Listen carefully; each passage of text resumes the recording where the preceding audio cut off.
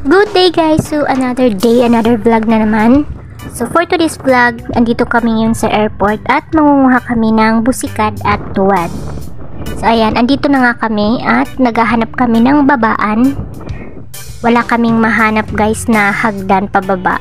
Sobrang taas nga dito guys, so hindi tayo pwedeng tumalon.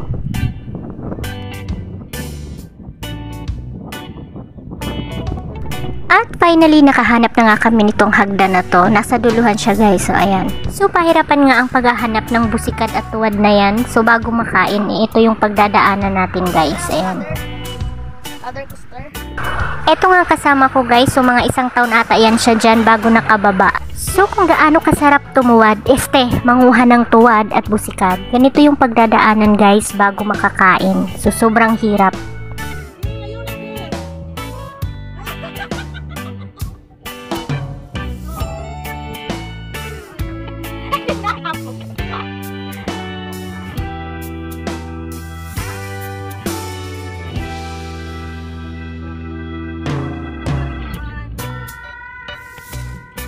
Finally guys, ayun, nakababa na nga kami lahat at iikot kami doon sa duluhan kasi doon may busikad at tuwad.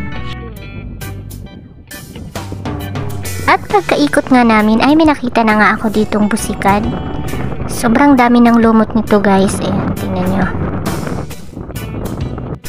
Pagkalipas nga ng 1 oras, ito nga yung mga nakuha ko. Ayan, iilan lang na piraso na tuwad at saka isa lang na busikad.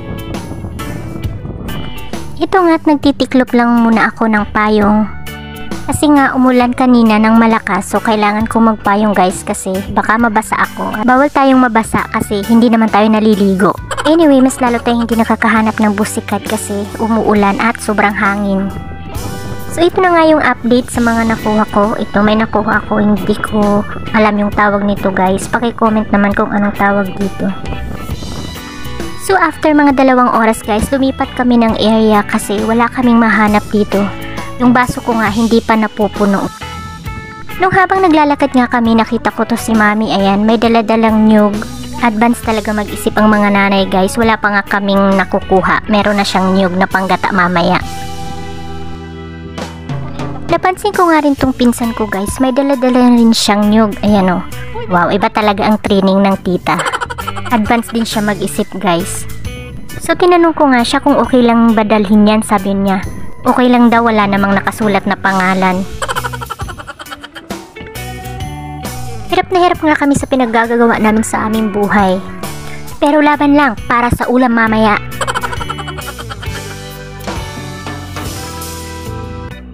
Kung mga 1 taon kami bumaba dito guys, ngayon naman sa pag-akyat, aabutin ata kami ng 3 taon at mga senior pa yung mga kasama ko. So hirap na hirap talaga kaming umakyat dito. Busikad na mo eh! So ayun nga, at hirap na hirap yung mga kasama ko dito guys kasi yung mga rayuma nila. At tingnan nyo naman yung akyatan nito guys, sobrang taas at saka parang 2 lang yung step.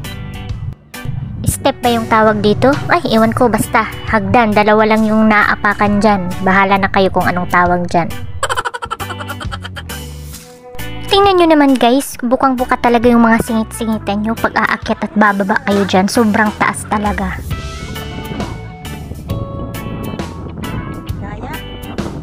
So ito nga yung mga nakuha ng nanay ko guys. So ito lang yung mga nakuha niya sa 3 oras namin na paglilibot doon kanina.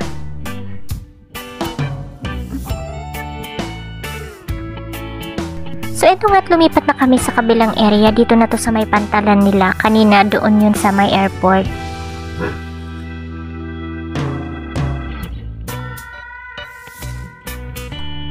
Mas maganda-ganda naman dito yung babaan guys kasi mas mababa kaya lang mabato.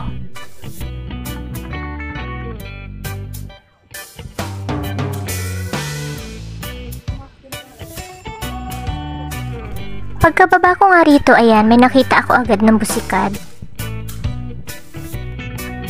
Guys, may nakita ako. Ayan, ang laki.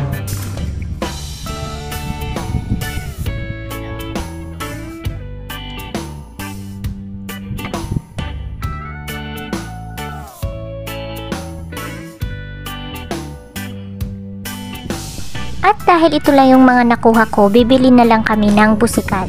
Ayan, binibenta niya to ng 50 pesos lahat to guys. So, madami na rin to. At may mga nakuha rin siyang ano to?